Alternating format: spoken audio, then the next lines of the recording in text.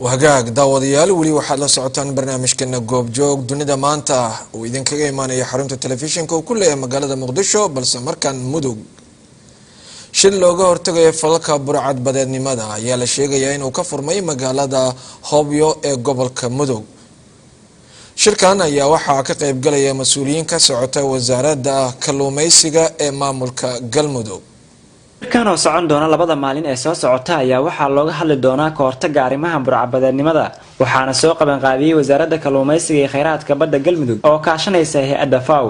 وسيرك وزارة دكذها جلمدوق دق مجالات هوبية أجاسمها جود وزارة كلوميسجا خيرات كبدا جلمدوق هي مسؤولين كلا يا جوبجوك أهاي فروتان كشركة وحنا كسوق غيب جلي غيبها كلا دوين بالشدة ريتكاه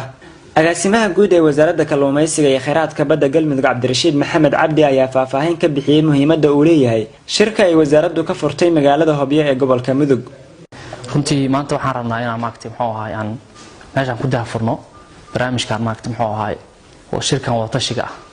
oo socod doona ilaa muddo 2 maalmood ah shirkan loogu tashanayo maadaama meeshan ay ahayd meel muddo dheer runtii ay maagtay saameyn ku lahayd badbaadada marka laga hadlayo oo ay keeneen waxyaabo badan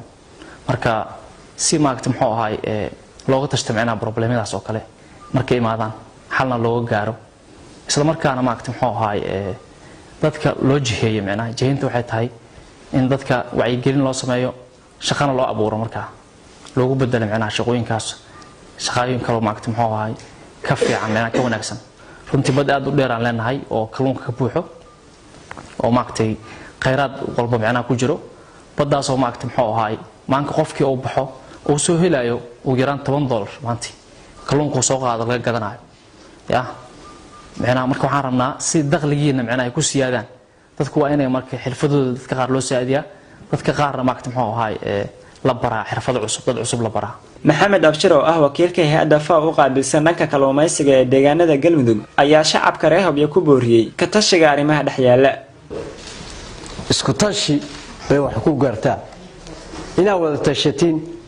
inuu maaragtay ina la inii tarin ee idinku aad tashatiin oo maaragtay qaabkii ahday jiro iska qaban lahaydeen haddii horumar laga hadlayo aad maaragtay idinku horumarkiina ka tashan lahaydeen intii kor la idinkaga soo tarin lahaa waa muhiimad gaar ah inaad maaragtay mudnaanta siisiina waa muhiim sidaa darteed baynu waxaynu qaabinay wada tashigan wasiirka wasaaradda dekedaha galmudug maxamed aadan qalab xoor ayaa shacabka kula dardaarmay inay uga faa'iideystaan shirkan soo gudbinta dhibaatada haysata kalluumaysatada reer galmudug burcad baa jirta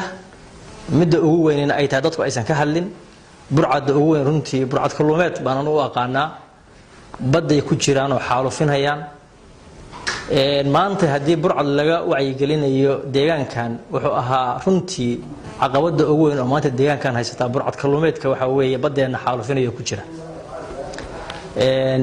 laakiin maadaama meeshaan raadad badan ay ku jireen ayaa sababta dabcan wasaaraddu ay halkaas u target gareysay ama ay halkaas u aaday taasa qayb ka ah oo meeshaan meel waxay ahayd lama galaan ah oo burcad bay ahaan jirtay saas weeye